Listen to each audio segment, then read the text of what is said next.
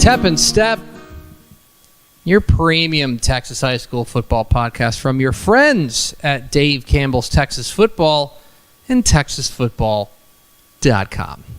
My name is Greg. I'm the Tep Greg Tepper. And I'm the Step Matt Stepp. I don't know why I did it with such sass in it. It's week 3. It's Sass Week. It's Sass Week. That's what it is. This is going to be Sass Week. Yeah. Thank you for being a Dave Campbell's Texas Football subscriber. We love you very much, unless you're watching for free on YouTube on Friday, in which case, get your money up. Yeah. That's not true. We're glad that you're watching. I mean, we are glad. Did you see the numbers last Friday? I'm telling you, man. The people want Tep and Stepp on Friday at noon. The people like the Tep and Stepp. So we appreciate you watching. I think that was like 1,500 people at one time. But, so consider subscribing. So maybe consider subscribing and helping get more content like help this. Make this show possible. Yeah. And help pay the exorbitant salary of our producer Vianney Moreno. Hi, Vianney Moreno. Hey, Vianney. Hello. How's it going? You're gonna be keeping copious notes, right? Always. Okay. Did we do Vianney? We need to make sure we do Vianney's notes. Don't worry. We've got bits. Well, what did Vianney write down? Speaking of bits, before we get started, final score: Karn City 27, Poteet 7. Okay, wow, what a win for the Badgers! Big win. Big win Karn for the City. Badgers. So there Big you go. win There's for our the random Tep and Stepp game of the week from last week. We've got a hipster game of the week and a rando game of the week now. This show's getting complicated. Yeah. This is your Week 3 preview edition of Tep and Stepp. We do thank you for being a Dave Campbell's Texas Football subscriber. Coming up here in just a moment, I'm going to give Stepp some 0-2 teams and some 2-0 teams and ask him whether or not he's buying that. Plain and simple. Little buy and sell stock. Buy and sell. Exactly right. Stonks. And then we'll have our week. Yeah, we can use that too, WTF. Then we'll have our Week 3 game draft. You're going to get All me beat up by Mallory Hartley.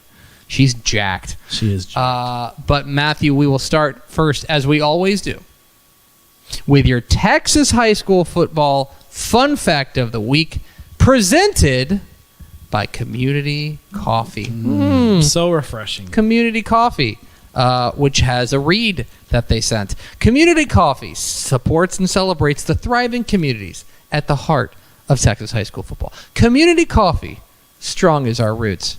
Discover more at communitycoffee.com. This morning was we had Fraudum this morning, and it was a morning that I think a nice hot cup of coffee would have been warranted. Cup of Community Joe. I think a cup of Community Coffee would have hit the spot this morning. Okay. Matt Stepp, your Texas high school football fun fact of the week. It's kind of an inverse of last week's fun fact of the week.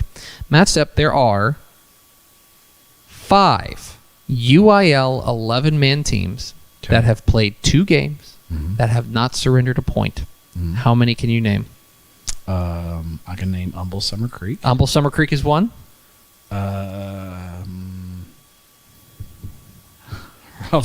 Started out the box real hot there, but now I'm I was going to be. I thought you were about to rattle them off. I'm fading now. Yeah. Holly has given up some points. Dang it. Okay. They pitched a shutout last week. You did. The other 2, or the other 4 rather. Yeah. One more 6-8 school. Pasadena Rayburn. Shout out to the Texans, who are now Slot Team Mafia. Yes. Sergio Gonzalez. Listen, that's how the defense stays fresh, right? Yeah, Slot Team Mafia. Here, file this under not surprising, Canutillo. No, they're always not surprising. Really good on defense. No, I would not say this is super surprising. Altair Rice Consolidated has not allowed a point. A little bit. They're they impressed us at State 7-on-7, and they are continuing that success. And they had a really nice win this past week over Shiner. That was a good win. Yeah. That's a 3/2A, but still very good. And the other one, again, a good history of great defenses. Big Sandy. Big Sandy has not allowed a point. So they were good in the 70s. They were good in the 70s. They're good in 2024. There it is. Your Texas high school football fun fact of the week. All right, Matthew, let's get into a little bit of week 2 recap. And we should probably, I hate to bum people out, but we should probably acknowledge the sad news. We are recording this on Monday. The sad news that came out this morning on TexasFootball.com of the tragic passing of Alan Aldridge, the Fort Bend Bush head coach. He was there so much longer than I thought he was. Yeah, he's their head coach for 15 years and basically started coaching there when he got done playing in the NFL. Yeah. And he was a Super Bowl champion. Mm-hmm. Really sad. Yeah, I mean, ironically, he played for the Denver Broncos and he coached the Fort Bend Bush Broncos, same school, same colors and everything. And he was a U of H guy. He was a Fort Bend Willeridge alum. He's pictured in the magazine. I remember tweeting out a picture of him in the magazine. And Yeah, I didn't know him super well, but always had pleasant interactions with him, and obviously it's a tragic news. I mean, way too young, 51 years old, passing away early this morning. Overnight in his sleep apparently. So, really sad. So, prayers and thoughts are with Fort Bend Bush, the Aldridge family, and all of Fort Bend ISD. Really, a lot of the Houston coaches too. He's a mainstay there, so a lot of folks knew Coach Aldridge well. So our condolences and prayers to that family and to everyone down there. Yeah, most certainly. It's very, very, very sad, and again, too young to go. And for Fort Bend Bush, you just imagine what the rest of their season's going to be like. It hits you so hard. I mean, think about I just think about this. Like, you think about being like a high school kid, and especially a guy like that who was. I mean, I think all Texas high school football coaches are easy to look up to, but a guy like that, where it's like that's really easy to talk to. He's from the same area. Yeah, and played in the NFL, and went to the hometown, went to U of H, and all that stuff. So yeah, really tough. And so hopefully those kids, I'm sure they'll dedicate their season to him and his family, and hopefully make him proud. Most certainly. Okay, so let's now try to transition as best we as elegantly as possible to nonsense. To stuff that doesn't matter. We're through 2 weeks. And we've got I will say, doing the rankings each week is becoming increasingly weird, and just not painful, but just difficult, because we're having to weigh so many different things because there's been such upheaval and such chaos already in the first couple of weeks of the year. But I want to float out a couple of teams that are 2-0, and I want to ask you, are you buying or selling? And then I'm going to come to a couple of teams that are 0-2 and ask you if you're buying or selling. Okay. All right. Matt Stepp, a 2-0 team. Are you buying Byron Nelson? You want to wait till after this week, don't you? Yeah. We may talk about that game. Yeah, I'm not ready to buy on them yet. Okay. I'm not ready to sell. Right. I'm holding. Can I you use can hold. Okay. Buy, sell, or hold. I'm going to hold on Byron. Buy, sell, or hold. Matt Stepp, buy or sell Angleton? I'm willing to buy in on them. I think I am too. I think they can win the district. Laporte's off to a slow start. I could see Angleton winning the district. I talked to Jason Britton in the offseason, and I think I drank the Kool-Aid then. Yeah. And so now I'm just of course they're 2-0. Yeah. I'm buying on Angleton. Matt Stepp, give me some Angleton stock. Are you buying in on 2-0 Prosper Walnut Grove? No. Selling. Selling? Okay. Matt Stepp, nice start, but let's see what happens against the Big Four in that district. Matt Stepp, are you buying in on 2-0 Fort Bend Crawford? Yeah, I am actually. Okay. And I'm going to see them next week. Not buying them as far as a state contender or anything, but I think they can get into the playoffs, which would be first year huge. Matt Stepp, are you buying in on 2-0 Center? This is a team that was replacing a lot. No, they're selling. Still selling them? I just don't trust their defense. Eventually, I just don't trust the defense. Okay. All right. So now I'm going to go in the reverse. Okay. 0-2 teams. Okay. Right. Teams that are off to maybe a bit of a rough start, and at least in the record book. Sure. Matt Stepp, are you buying or selling 0-2 Dickinson? I'm buying. Buying? Yeah. Okay. I trust John Snelson. I think I do too. Matt Stepp, are you buying 0-2 Laporte? I just talked about them. I'm selling. Selling Laporte. I thought Laporte would win the district. We had him ranked 15th in the state preseason, so I'm selling right now. I need to see a little bit more from those guys. So all right. Right now, I'd sell. Maybe selling too early, but I'm getting out of there. Matt Stepp, are you buying 0-2 Lovejoy? 2 losses are to Lubbock Cooper and Highland Park. I'm gonna hold on them. Okay. Okay. I'm a little encouraged losing to Highland Park by 7 at home in Highland Park. That's encouraging. I'm holding. Are you buying 0-2 Kennedale? No, selling. Selling Kennedale. I love Coach Barrett, but this is probably the program is kind of on the downslide right now. I got 2 and 482. One's obvious. Are you buying 0-2 Gilmer? Yes. Are you buying 0-2 Lorena? No, selling. Are you buying 0-2 Albany? Ooh. That's a tough. Okay, because here's the thing. let's have a dialogue about Albany. This is worth having it. Let's have a discussion. Somebody's trying to call my phone. I don't know who that is. They know you're doing a podcast? I don't. It's not my wife though, because she knows. My wife. Albany is 0-2, and now the two teams that they played, good teams. Stanford, Hawley, both bigger than them, both strong. And they have a Hall of Fame head coach, one of the greatest coaches in Texas high school football history. Like, no hyperbole, in Denny Faith. And also, I'm not sure they can score, and I'm a little worried about that offense. That's if they were 0-2 and got beat, even though if it was like, 42-21 or something by Stanford and, lost like 20-14, I'd be like, oh, okay, lost close games. They're not good right now. They can't get the offense going. No. I'm gonna hold because Albany and Denny Faith, and then they get into Division II. I think they'll be fine, but I'm not encouraged by the start. I'm holding right now, but not encouraged. Yeah, I think I tend to agree with you. Oh, okay, and finally, there was one last one that I wanted to bring up. Okay, I'll lump these two together. Are you buying 0-2 Newton or 0-2 Dangerfield? Buying or selling? We dropped them from the rankings this week. Yeah, deservedly so. I'm not willing to buy, especially Dangerfield, because they have a new offensive coordinator. I think there's some struggles there. I'm holding on Dangerfield, buying on Newton. I mean, Newton's lost to West Orange, Stark, and Jefferson. Like, I'm not that worried about Newton. A little more worried about Dangerfield, considering they lost to Gladewater, and then Gladewater turns around and gets demolished by New Diana, who's also a 3A Division II team in Dangerfield's region. So that's Dangerfield's a little more dicey than Newton right now to me. I would still buy Newton stock. There it is. We'll buy and sell with Matt Stepp. And remember, it's Matt_Stepp 817 on Twitter. So just let him send your complaints. Send your complaints there. It's now time, Matthew, for our Week 3 game draft. If this is your first episode of Tepper and Stepp, welcome. Here's how it works. Welcome. Stepp and I go back and forth selecting games we are most interested in. That's the phrase that pays. So if you want to take, let's pick out our random game. I got one already ready. All right. So if you want to take Abilene, TLC, and Haskell, then you can just take Abilene, TLC, and Haskell. Yeah. And you can just like sell me on it. Sell me why I should be interested in it. Sure. It's kind of what we're doing. We want this to be like a tasting menu. You know what I mean? We'll go back and forth selecting games. We'll go 5 rounds. Then we'll round it all out with our hipster game of the week. And then what did VNA write down on her notes? So that's what we're doing. Had a coin flip before the show. Matt Stepp won the coin flip, so he gets to pick 1-1 in this week's draft.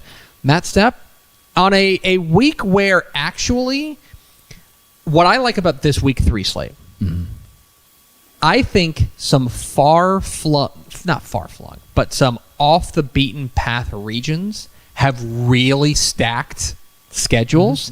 It's an okay week in DFW, right? Especially compared to last week. Compared to the last 2 weeks, yeah. In Houston, there's a couple, but it's an okay weekend. Sure. But like Coastal Bend, awesome week in Coastal Bend. East Texas, very good week in East Texas. Great week in the Panhandle, right? Yeah. So this is an opportunity to kind of branch out. Matt's up in a geographically diverse week 3. What's your first pick? I'm gonna go Friday night 7:00 at Nelson Field in Austin. Oh, as the 2-0 Wimberley Texans, we will find out. Visit the 1-0 Austin LBJ Jaguars in really a little tasty Syntex Austin area showdown between 2 state-ranked teams in 4A, one Division I and one Division II.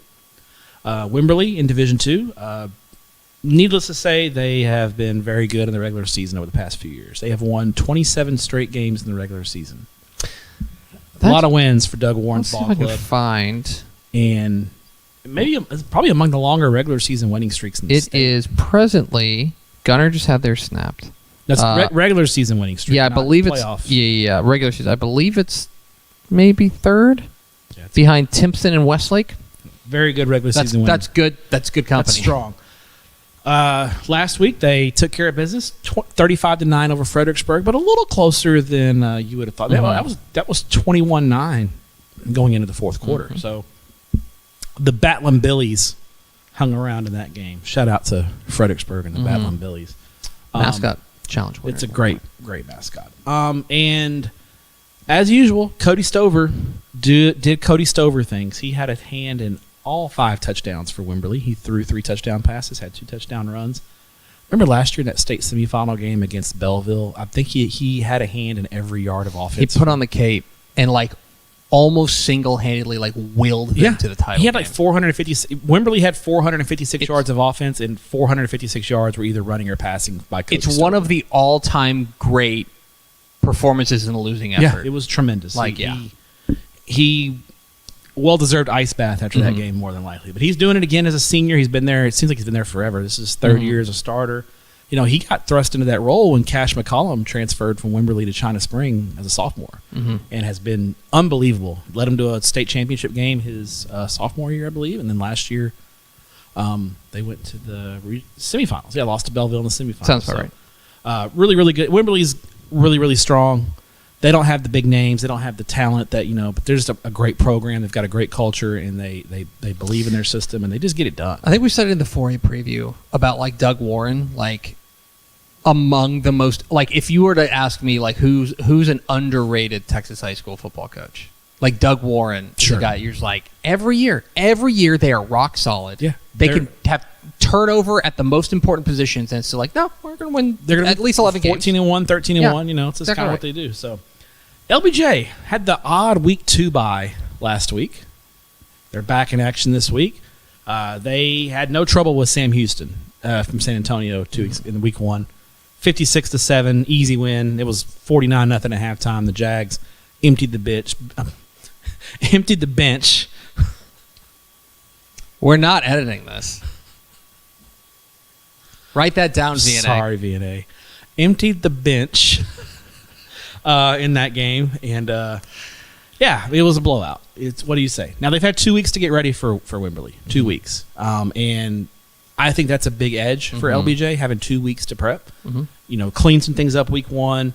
Because week 1 is you're gonna have your mental mistakes, your penalties lining up wrong, procedure, that kind of thing. So they've had 2 weeks to get ready for this Wimberley ball club, and they have one thing that Wimberley that's been their kryptonite, and it's speed. Wimberley traditionally has struggled when they run up against teams who present problems on the edges with their athletes and their team speed. You look at last year against Belleville, not as much against Belleville because Belleville's more of a plodding team, but you look at that Wimberley against Carthage in the state championship game 2 years ago, their matchups against Cuero, and when Cuero's been really, really talented at skill positions, they've given Wimberley a lot of trouble.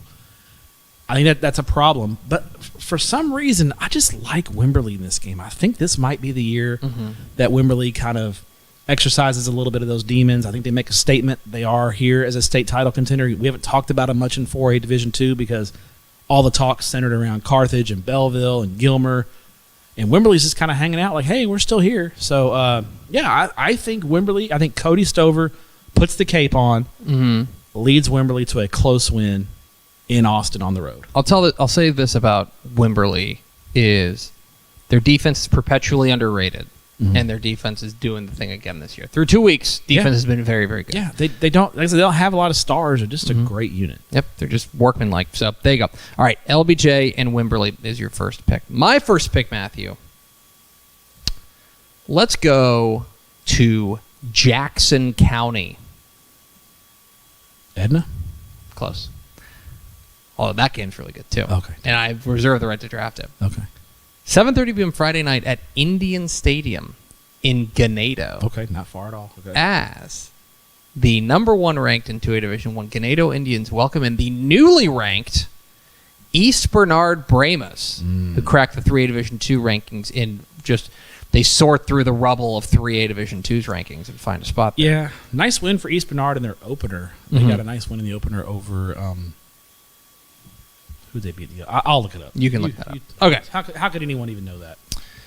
Let's talk about Ganado for a moment. This is a team that we had number 1 in the 2A Division I rankings to start the year, and they've stayed there. 2-0, off to a very solid start. They're moving some things around.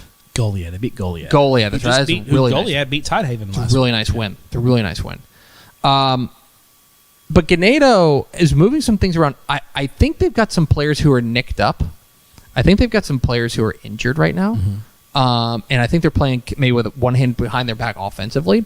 But they found some great pieces. They still have Logan Burris, who's kind of their two-way star. And then Vince Sablatura, their running back, has really been a star for them the first 2 weeks. And then, of course, their defense has been great as well. Guys like Landon Hicks up front. And we had high hopes for Josh Irvin's squad. And so far, they've lived up to the hype. They look like, right now, I think you have to consider them. I don't feel bad about ranking them number 1 in 2A Division 1. No. I feel like they've looked at the part. East Bernard, I present to you one of the most underrated storylines of the offseason is what's happening at East Bernard. Okay? So Wade Bossy retired? Is that correct? I believe so, yeah. Something like that. No, he went into administration. Administration. He went into district administration, yeah.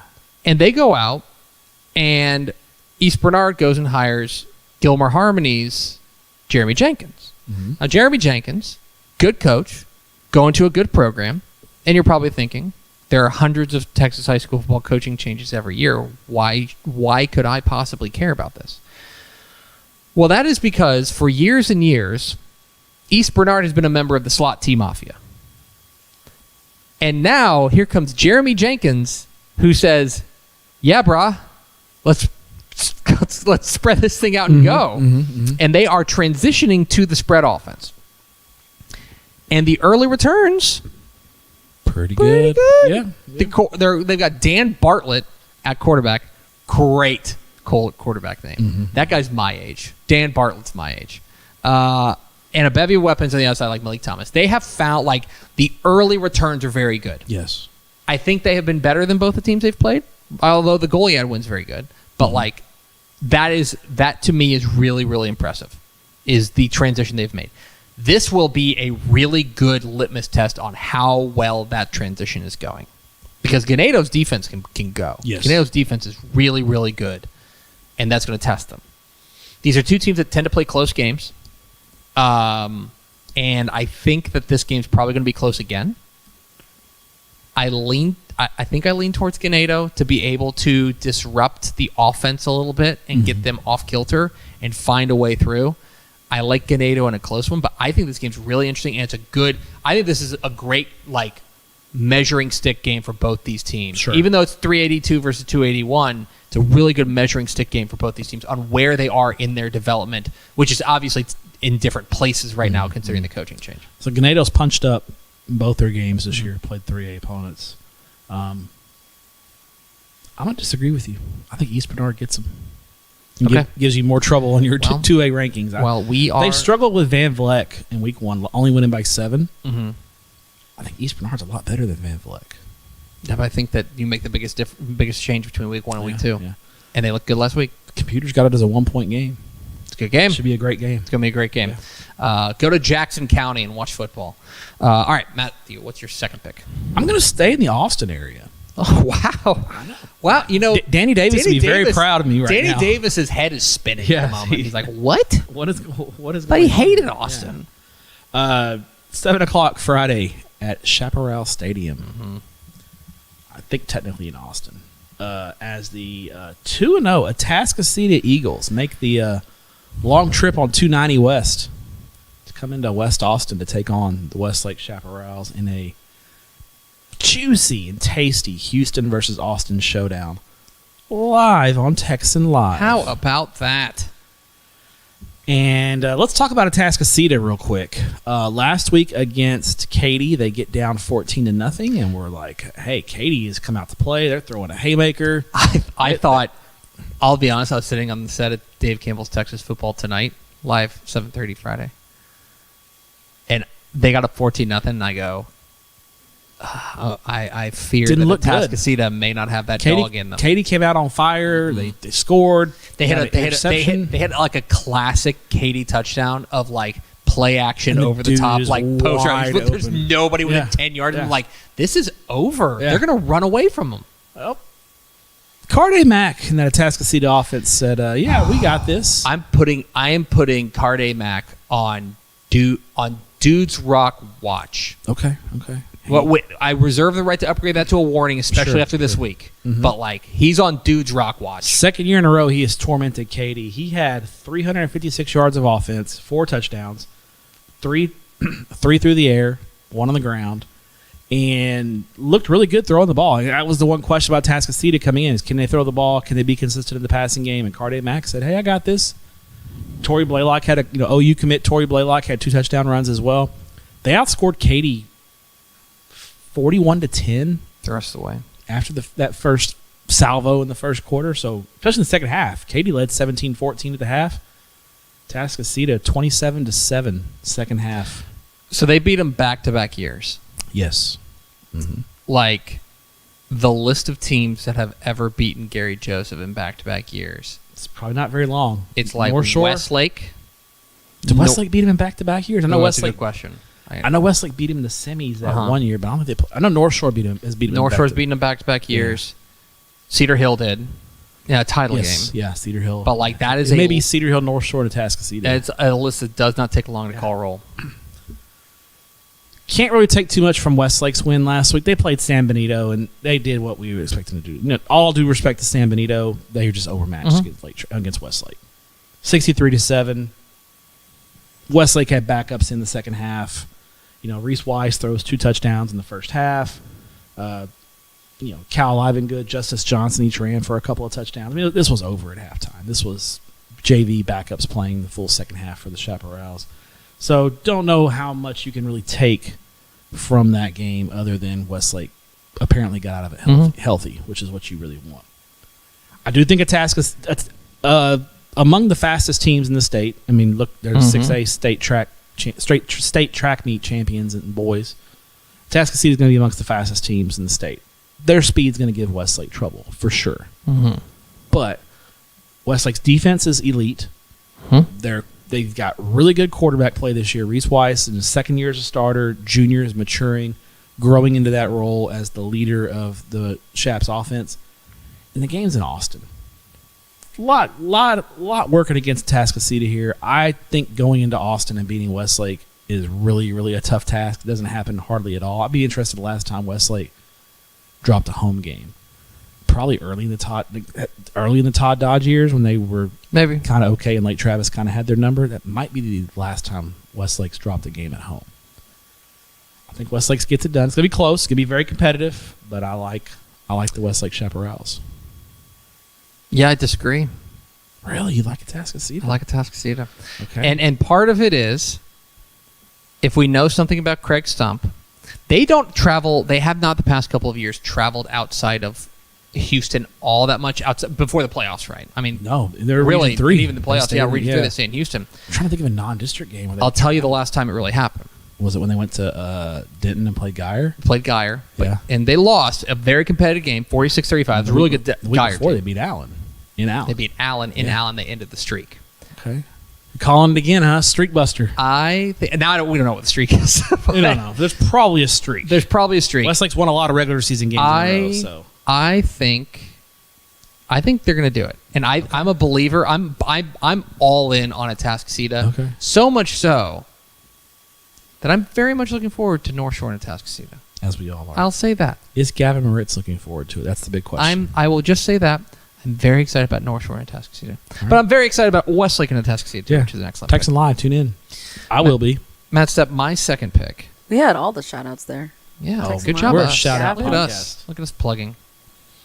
7 o'clock, Friday night, at a place that quite frankly, because of my heritage, I can't really say that I love. Okay. Dragon Stadium in Southlake. Ah, yes. Yeah. As the 2-0 Southlake Carroll Dragons welcome in the 2-0 Byron Nelson Bobcats in a game that is not only a district opener, District 4 6A opener. District play. District plays here. This game matters. But also is a game of two teams that each have a reason to not like each other. Yeah, this rivalry really turned up because it really wasn't a rivalry. No. It's not really a rivalry until the other team wins.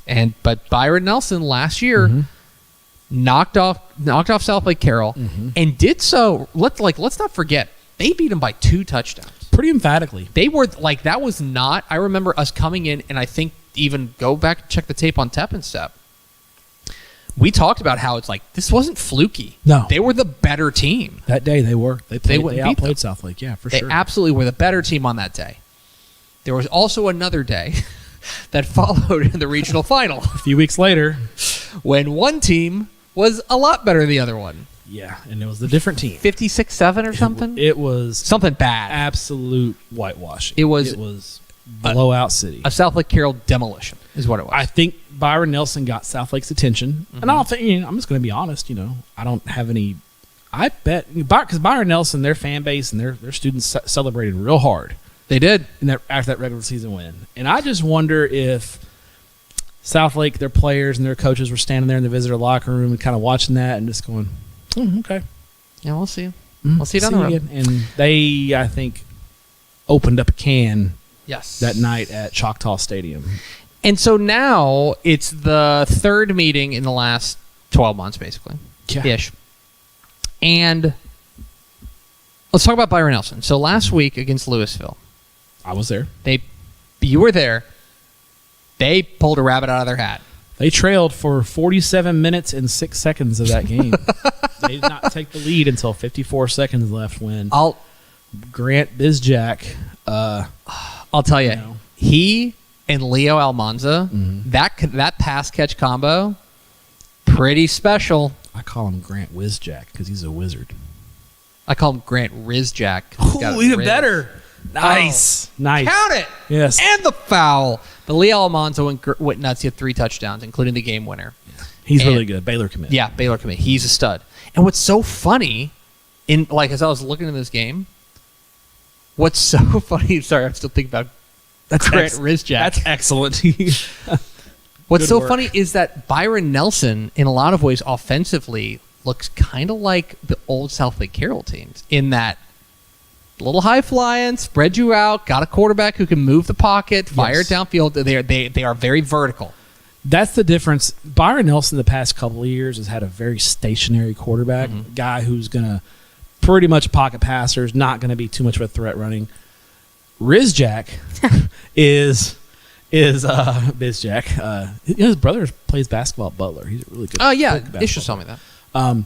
He can do a lot more because he played receiver last year. A lot more athletic. He made a couple of throws out of the pocket where he extended plays, and he could have pulled it down and run, but he stayed alive and used his athleticism to keep plays alive. So he's a different kind of challenge for the Carroll defense. So meanwhile, Carroll, if you are looking for your father's Southlake Carroll offense, you're gonna be surprised. This is a team that runs the damn ball. They've got 2 Division I running backs. Yeah. I mean, it's not rocket surgery. Riley Dodge says, you know what? I've got these 2 running backs here. One's going to USC. One's going to Baylor. Why don't I just give those dudes the ball? Riley Wormley and Davis Penn have been great, and they're off to a 2-0 start. I will say this. Bold strategy, but it seems to work. This is the toughest test for Carroll of the season pretty clearly, so far. Mm-hmm. Probably no, I'm sorry, for Byron Nelson too, because I think Southlake Carroll is a top 10 team. Yes. I want to believe that Byron Nelson can harness the energy, harness a little bit more magic from last year, but I am not sure they're going to be able to hold up against the run, and I am not sure that Southlake Carroll is going to allow them to hit the big plays necessary to keep this thing close, especially at Dragon Stadium. I think they are going to spy Bizjack, and they're going to make him sit in the pocket and make throws. And if he can do it, Byron Nelson's got a shot. But if he's inaccurate, if he struggles a little bit, it's going to get ugly. I think. I think that's the Southlake Carroll. I think they're going to say, okay, we're going to spy you. We're not going to let you run around and extend plays. We're going to keep you in the pocket and see if you can make those throws into windows. And I'll also say this. One of the things that I have adopted is the theory that, especially in high school football, after about 35 points or 42 points of margin, it becomes how much you actually like the other team. There's something to that. And I I will just say that, and I don't think Riley Dodge is a dirty coach. I don't think he's a classless coach or anything like that. But I think that his players are going to be saying, "Coach, we want to keep putting it on." I don't think they forgot. Starters in for an extra series. That's what I'm saying. I could see that. Yeah. So if this does get out of hand, then they're bad. I think there's a path for Byron Nelson. I want to say Travis Pry, Byron Nelson head coach. I know he coached at South Lake Carroll, and I think he may have coached Riley Dodge. I think he was on Todd. I know he was on Todd Dodge's staff. So I think that we are going to. I think to me, it's like Byron Nelson close or South Lake Carroll not close. Sure. Kind of where I'm at. Yeah. So it'll be fun out there at South Lake's Dragon Stadium. What is your third pick, Matthew?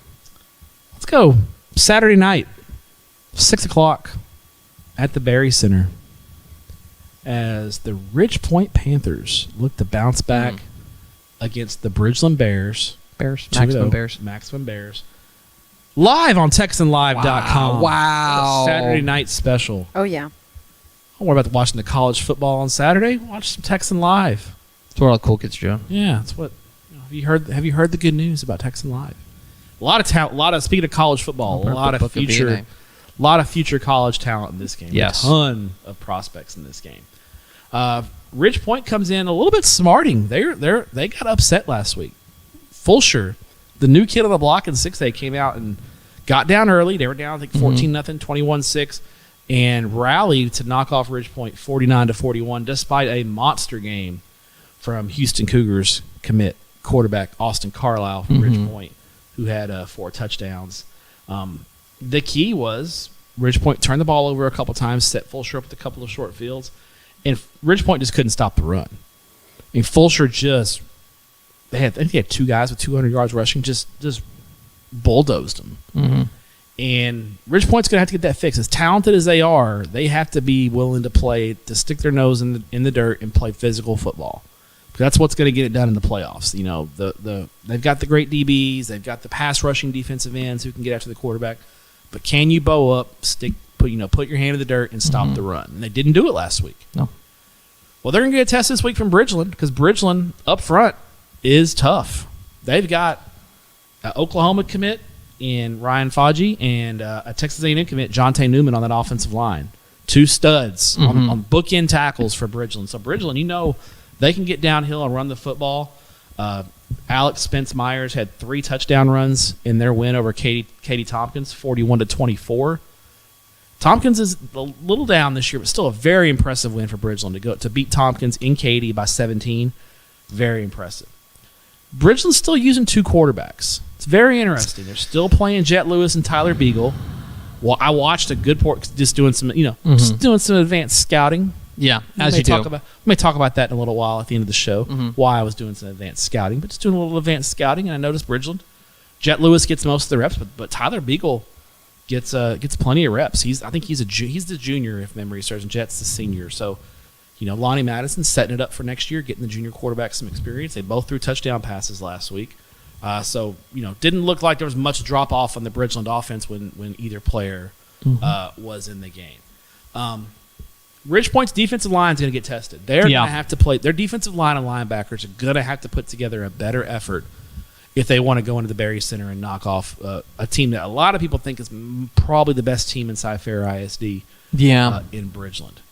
Now, on the flip side of that, I do think Ridge Point is going to have an inspired effort on Saturday. I think they were a little bit embarrassed by what happened. They got their pants pulled down by Fulsher. And I think a lot of people were kind of writing them off. And don't write off Ridge Point. They're going to be really, really good. I think Austin Carlisle is that dude. Big candidate for he got that Dog in Him award winner this coming week. I think he's going to have a big game. And I think the Ridge Point defense is going to play better. I think they're going to be inspired. And I think they took it personally what happened last week, and they're going to be ready to go. So I like Ridge Point in a close one, 1-score game. I'll say Ridge Point 38-34. Boy, we disagree again. Wow. Roll with Bridgepoint. Or Bridgepoint. I'm picking Bridgepoint. If they combine teams, I would pick them. I would too. Yeah. I'm going Maximum Bears. I think that You're such a homer. I think that they have maybe something got exposed last week. Now, I don't know if they have the kind of weaponry that Fulsher has that can expose that, but I think you're right. The defensive line for Ridge Point has got to play better. Noted Bridgeland alum Tommy Yaris is just Fist pumping. He's exactly right. Maximum Bears. Matt Stepp, my third pick. If Bridgeland wins, you need to tweet out Maximum Bears. I will. If Bridgeland wins, I will tweet out Maximum Bears on Saturday night. Matt Stepp, I'm going to be hanging out with my family. And I'm going to tell honey, hang on. Hey, pause the movie. Pause the movie. Just won. Pause the movie. I've sent a tweet. Yes. Hashtag Maximum Bears. Yes. Bridgeland just won, guys. And Hank's look at you. What? Matt Stepp, let's go 7 o'clock Friday night at Bobcat Stadium in Sunray. Oh, yeah, this is in what we are calling the Dudes Rock Bowl as the Stratford... Sponsored by Dude Wipes. Dude Wipes. You want to sponsor Tep and Step? Dude Wipes. The Stratford Elks take on... Cut that and send that to Scoops. The Sunray Bobcats in just...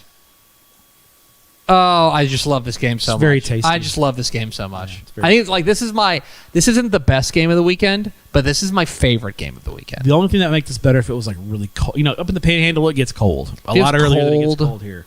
Feels like cold. That's the only thing that make it better. Just nice, like 40-degree night. So what's interesting about this game is that these are two 2A state semifinalists. Mm-hmm. Both Region 1 champions in Class 2A. Yeah. That just flip-flop divisions. Swap divisions. Yeah. Sunray is the reigning 2A Division 2 Region 1 champion. They moved to Division 1. Mm-hmm. Stratford, reigning 2A Division 1 region champion. Division 2. They're hoping to trade trophies, basically. Sure. They're hoping to trade spots. Maybe grab one more trophy. Maybe grab one more. Yeah. And look, I can tell you all about the offensive line play. I can tell you all about the schematics of this and stuff like. Let's cut to the chase. Oh, let's cut the malarkey. It's Armando Luan and it's Bryce Braden on the field at the same time. Dueling it out. And Bryce Braden's going to be on the field on defense trying to slow down Armando Luan. And I think Luan's been playing safety too. So it's 2A football, man. So Armando Luan, the Sunray quarterback, is closing in on the state career passing mark. He is just quite simply one of the most decorated passers in Texas high school football history. That's not an opinion. Go check the record books. Argue with someone else. Yeah, he threw for 307 last week. Which is just a normal day at the office. He is. I'm serious. When I would love to know the number of times he's been under 300 yards passing. Dude rolls out of bed and throws for 320. Exactly. It's crazy. And then there's Bryce Braden, who is a moose, and who... What a perfect description of that. He is... In the nicest way.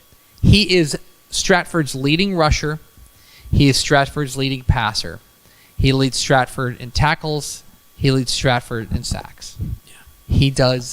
He's Superman for them. He threw for 222 and ran for 177 last week. In a losing effort, but still. He's a monster. Now, that's the thing. Now they played a 2A Division 1 team last week in Panhandle. Stratford. Really good 2A Division 1. Good Panhandle team that's right outside the rankings right now. Basically, nobody lost in 2A D1, and so they're basically on deck. They're basically on deck. Yeah. There's a spoiler alert. They're about 11 or 12 right now in our kind of unofficial rankings.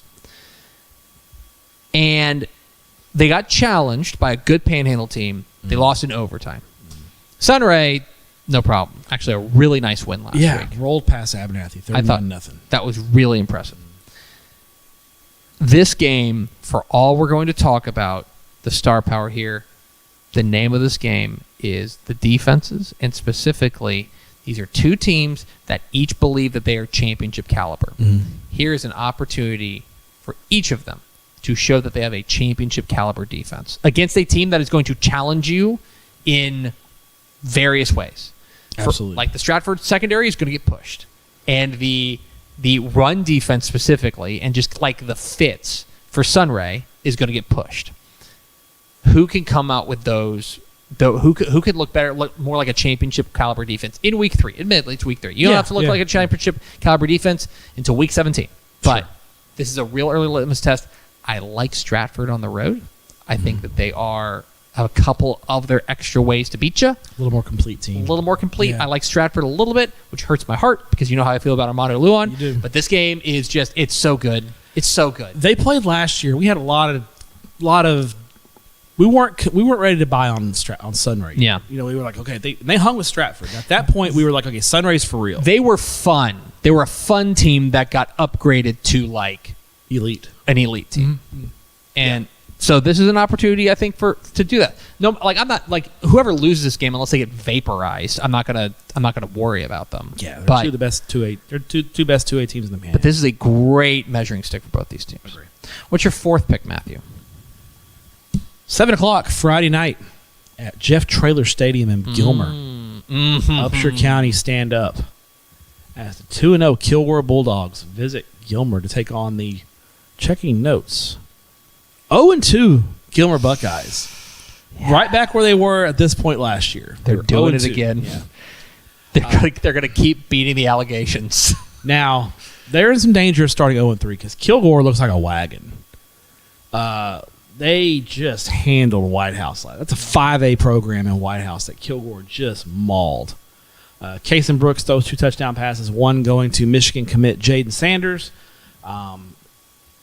They were efficient enough on. Kilgore's not an offensive this juggernaut where they're going to score 50 on you. They're going to run the football. They're going to play action pass. They're going to be smart. They're going to use the clock. I think at their peak they might be a 40-point offense, but 27. With that defense, they feel like that should be plenty. Kilgore's got one of the best defenses in Texas. They allowed a grand total in the first half of Friday's win over White House of 12 yards. 12 yards. That's all White House got in the entire first half. 27-7 win for Kilgore last week. Just dominant. Just what they do. Week in and week out, they physically beat you up. They're fast, and they play defense.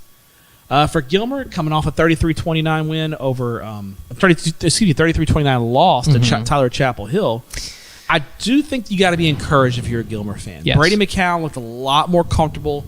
Game 2, Gilmer was throwing into the end zone at the end of the game to win it. Yeah, they were. It was back and forth. Chapel Hill just had one more score in them.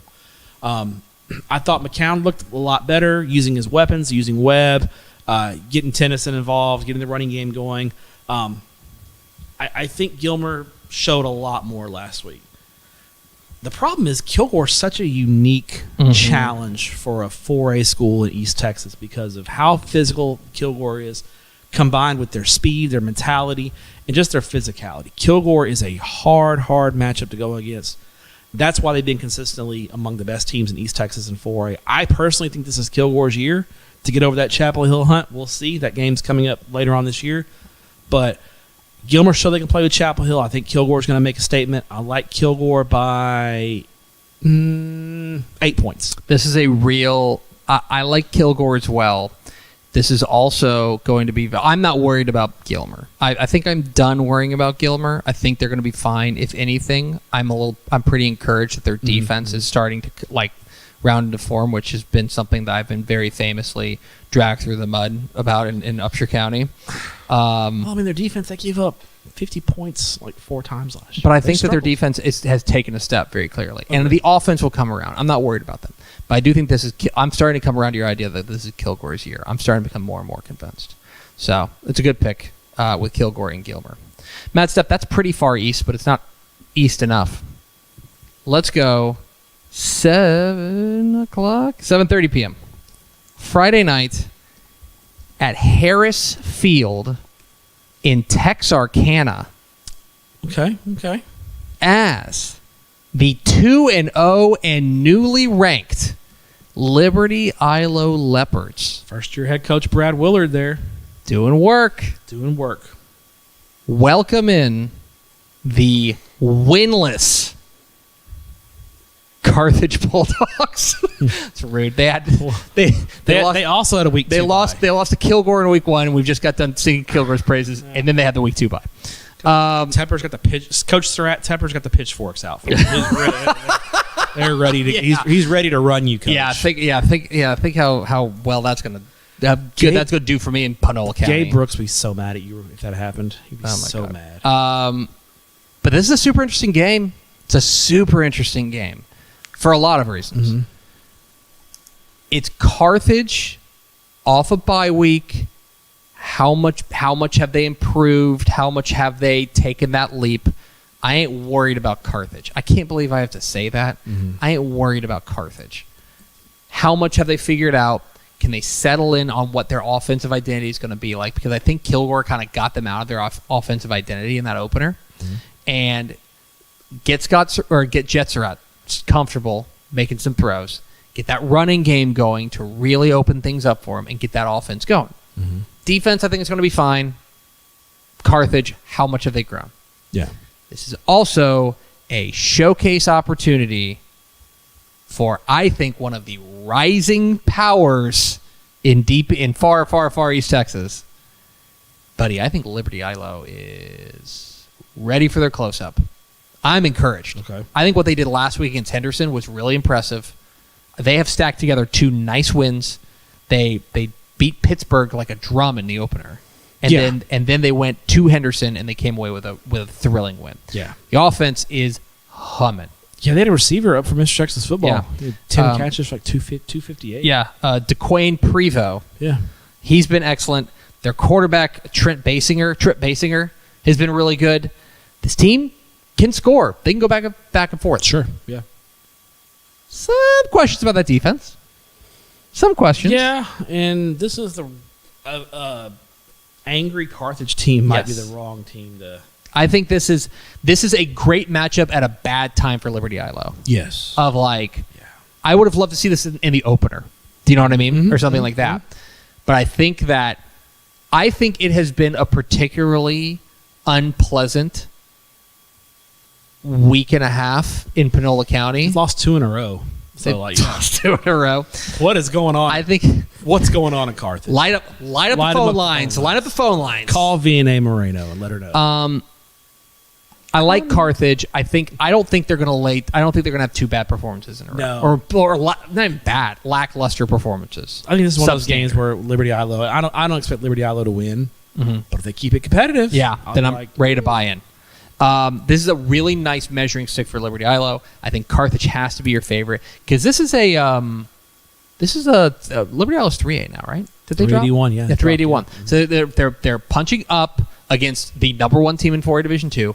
Great measuring stick for where Brad Willard's squad is. And by the way, if you win it, nobody's ever going to shut up about That district's turning into a really good district with Liberty ILO, Tatum. I think Jefferson's. I did a there. radio interview in the offseason about it, and It's a good district. I said Liberty ILO was like my sleeper Yeah. out in Deep East Texas, Far East Texas, and Watch out for Atlanta also. I hate you so much. What is your 5th and final pick, you jerk? 7 o'clock Friday night at Crowley ISD Stadium. Live on TexanLive.com. What is that, like 5? 3 or 4. Look, Five or five? and I'm not picking these games just because they're on Texan Live. I'm picking them because they're great games. Which means On Texan Live. I'm picking them because they're great games. They just happen to also be on Yeah. Texan Live. I think you should subscribe. Just saying. The Denton Geyer Wildcats come calling to North Crowley, state-ranked Denton Geyer. After North Crowley got a win last week, no big deal. They beat somebody, by 6, no big deal. It's moving right along. No, North Crowley. I would say their biggest regular season win in school history, and I think there's an argument to be made. This is the biggest win for North Crowley since they won state in 2003. Like a huge win for North Crowley to knock off DeSoto.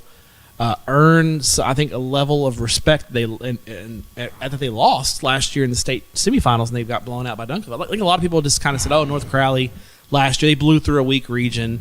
As soon as they played somebody good, they got blown away." Blah blah blah blah blah. I think North Crowley and Ray Gates took that personally and really made it a mission. They've had this game circled. You could tell they've had that game circled on the calendar since it was scheduled in February. Let's be honest about this. And I'm sure there's a coach who's going to clip this when I say it, but that was not a fluke. No. North Crowley went out there and took it. They went out there and took it. Offensively, North Crowley's offense, I mean, that offensive line, elite. You got Henry Fanuku, you got Ian Carter, you got the junior John Turntine III, who's one of the top junior offensive linemen in the country. You got a D1 quarterback in Chris Jimerson, committed to North Texas. You've got 2 D1 running backs in Cornelius Warren and Daniel Bray, who combined for 280 yards rushing and 4 touchdowns last week. You got a wide receiver in Quentin Gibson, who just got his first offer, who's had 7 touchdowns in 3 games. Some of the catches that he made in that DeSoto game, unbelievable. The body control, the hands, elite.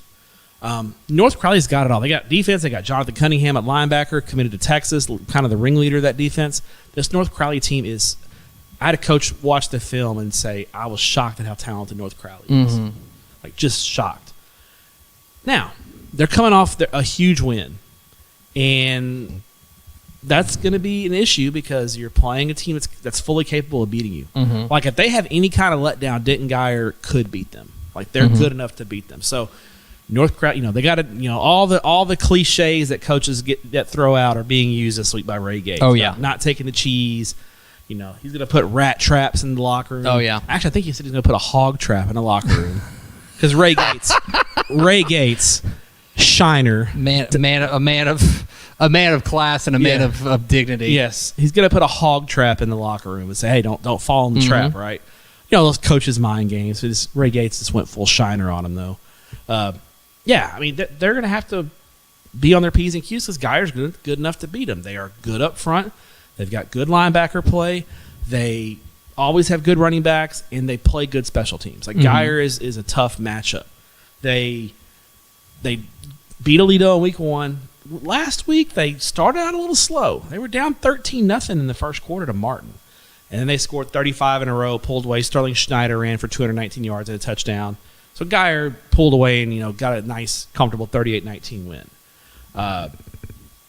The question for Geyer through 2 weeks is at quarterback and their passing game overall. Mm-hmm. It has not been efficient. It has not consistent. It's consistent. like there's been times when it's looked good, and you're like, oh, that's what they see. Mm-hmm. It just hasn't been there enough. Yeah. In as consistent terms as they need. Yeah, and that's you're not going to get by against North Crowley being one-dimensional. DeSoto, as good as they were with 300 yards rushing, didn't really throw the ball that well. No. Like, North Crowley took away Boobie Feaster and Dalen Singleton and said, we're not going to let these guys beat us, and they did. They forced Keldon Ryan to throw to other receivers in the fourth quarter, and they stalled the offense out. Mm-hmm. I think unless Geyer just has a really efficient day throwing the ball to keep North Crowley honest, I just can't see that. And really, they need what Geyer also needs to do is be efficient throwing the ball, but also keep the ball away from North Crowley. Mm-hmm. The fewer touches North Crowley gets, the better chances you have maybe finding a way to finagle a stop or two and getting out of there with an upset win. But I think North Crowley's defense figures them out. They get that win to close out non-district at 3-0 and I think you're right. Head into district play. This is real trap game. Yeah. Real trap game. North Crowley's got quite the regular season district winning streak as well. They haven't lost a regular season game in Ray Gates' tenure. Yeah. So at least 22 in a row in the regular season. Matt Stepp with the final pick in the draft. Okay. Let's go. This is why you subscribe, people. This is what I'm about to say is why you subscribe. 7:00 Thursday night at the Field in Pflugerville. Mm-hmm. Mm-hmm. As the Field, the 2-0 Pflugerville Weiss Wolves take on the 2-0 A&M Consolidated Tigers in a newly ranked matchup, as Pflugerville Weiss has cracked our rankings. Versus number 9, big game.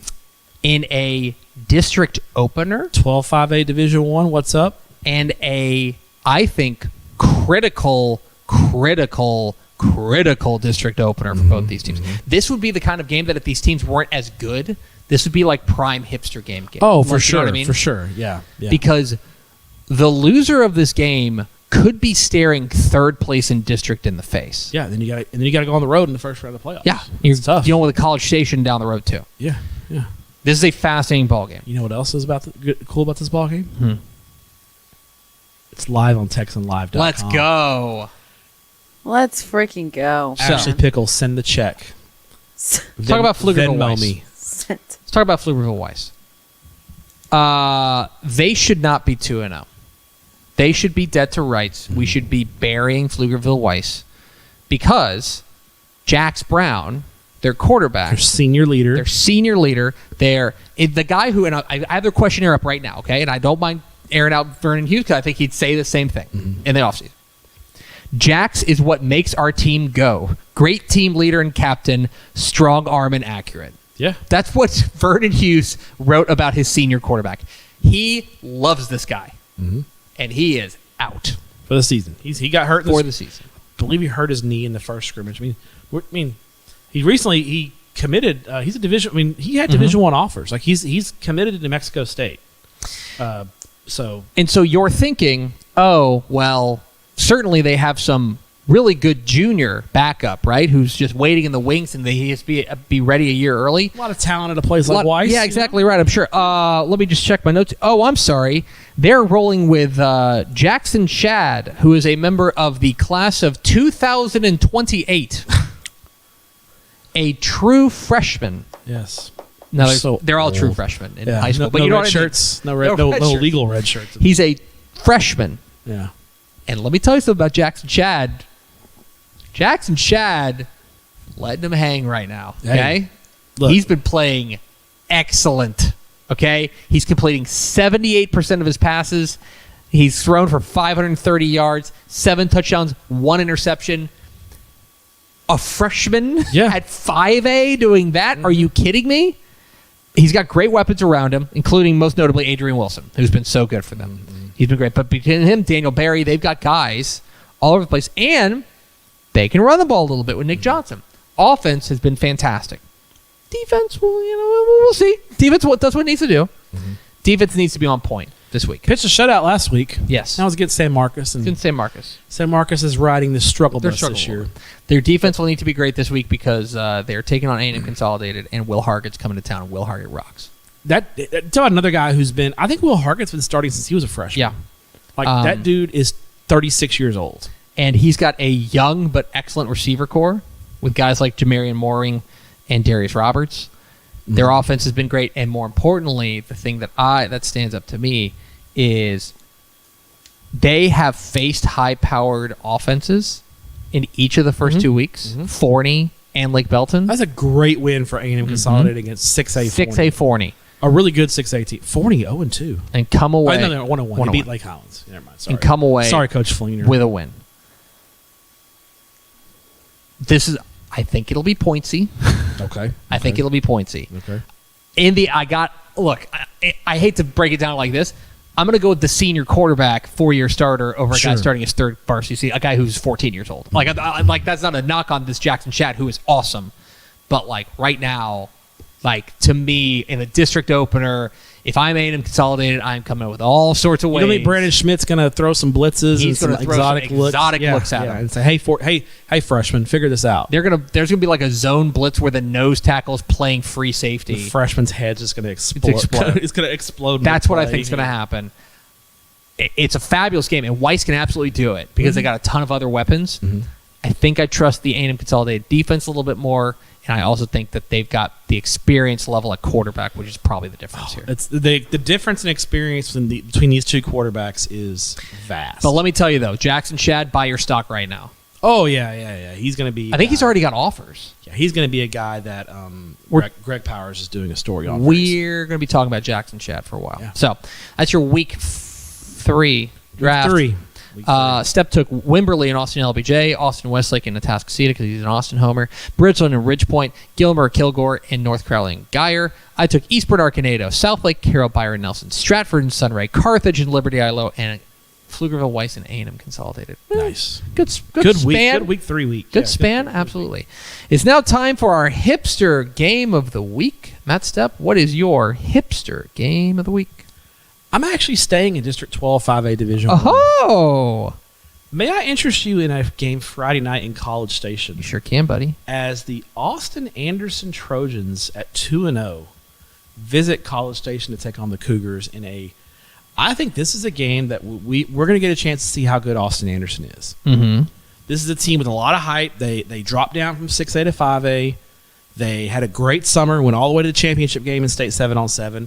They've got that dude in Ed Small, another dude's rock player. He is amongst our DCTF favorites. Max Gerlich, the UTSA commit at quarterback, unbelievable. Has put up big numbers in the first 2 games. This is the Anderson offense that's averaging 60 points a game. That seems good. Seems good. I think that's pretty good. If you average 60 points a game, I think you'll be pretty good. Now they're entering a tough part of their schedule. They got College Station and Consol back-to-back weeks. Tough scene. Tough. If Anderson can get a win in this game this week, I think it sets them up to compete for the district championship. Okay. Donald Hatcher's squad is that exciting, that good. Now, going to College Station and beating the Cougars, Stony Priors Ball Club is a tall order on the road. College Station's experience. They've been in big games. They have 2 wins in their pocket over 6A programs already. I'm going to be watching this game in 12-5A Division I. Big district game to open up. Is Austin Anderson for real? That's the question about this game. That's a good pick. It's an excellent pick. I'm going to go to the Houston area for my hipster game of the week, and let's do a Friday night game. As you can tell me, it's Friday night, 7 o'clock. I do know that, but I'm looking for a stadium, so we're going to find out. Hold on. I'm kind of giving away some of the intrigue here.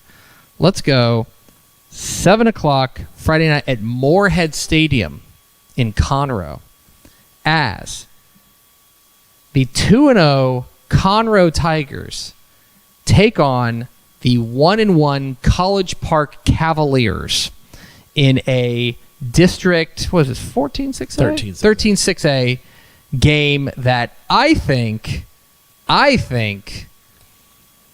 could be for a playoff spot.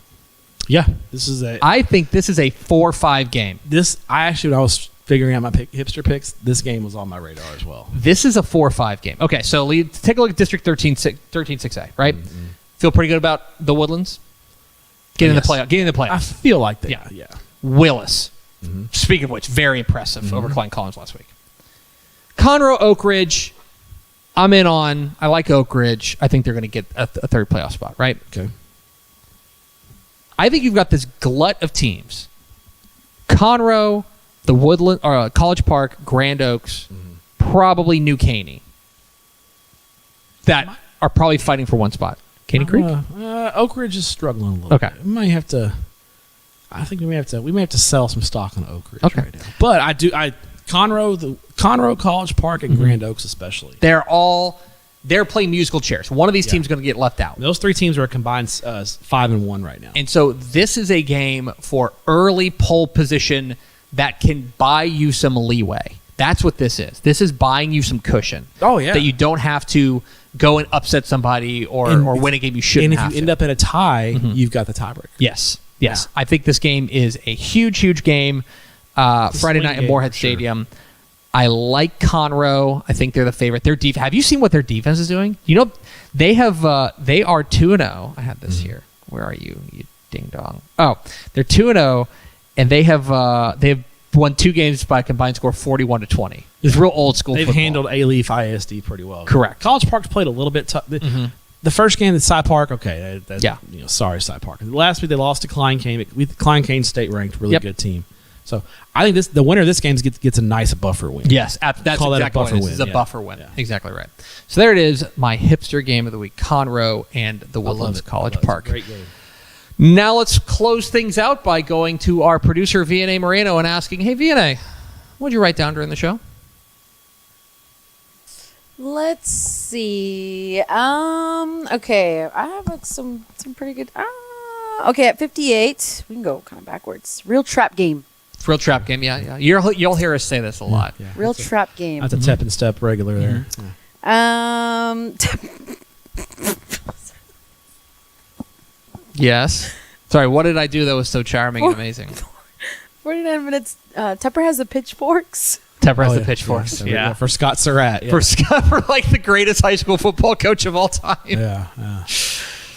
Okay. Dude's Rock Bowl. Dude's Rock Bowl. Stratford and And Sunrise, the Dude's Sponsored Rock by Bowl. Dude's Wipes. Dude's Wipes sponsor us, please. Mhm. Rudy, get on that. How are you not going to get the real winner of this week? What do you mean? The Byron Nelson quarterback. Wait. Riz Jack. That's right, That's- Grant Rizjack. Rizjack. If he Boom, beats Connor. South Lake Carroll, he's forever Grant He's Rizjack. correct. Yeah, he's Grant Rizjack Absolutely. for real. Yeah. Where are you going this week? All right.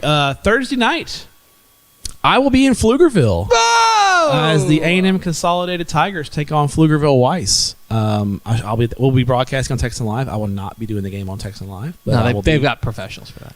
I will be in the house for that game. So looking forward to that. You might get pulled in. You might get pulled in at halftime. Maybe, and if they want to pull me in at halftime, I'll hop on and Give them show my content. face. Yeah, give them the content that people crave. Friday night, I'll be back in the Metroplex, doing a down and back to Pflugerville. It helps when you live, in For sure. far south Fort Worth. You know where I live. I now. do. It's right off 35. Right 35. And very far south. Mhm. You point to a place I shouldn't stop. Yeah, I did. don't go there. E-block. Friday night, Midlothian. I will be at Texas High, Midlothian Heritage. Midlothian Heritage off to a slow start, 0-2. Always dangerous, but Texas High. I might tell my parents to go to that game and go see Texas Tredarian Ball, because they live in Midlothian. Yeah, it should be. They live right by. They live right by Midlothian Heritage High School. Tredarian balling out is what I call them. So that's why they pay the big bucks, folks. And then Saturday, I will be at the Berry Center as Ridge Point takes on Bridgeland, and on Texan Live, I will be on the call of this game with big time Tommy Yarish. Tommy Y?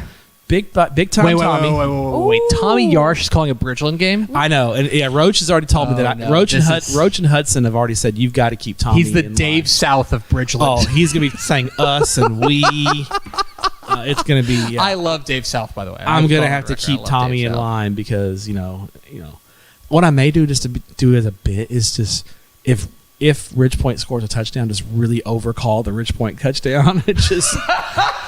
It just be like, oh my God, did you see that play? What a play! Unbelievable. Wow, this Ridge Point team, they're unstoppable. Yeah. It's like a knife through butter. Yeah, just really sell it and see how quick I piss Tommy off and he mutes me for the rest of the game.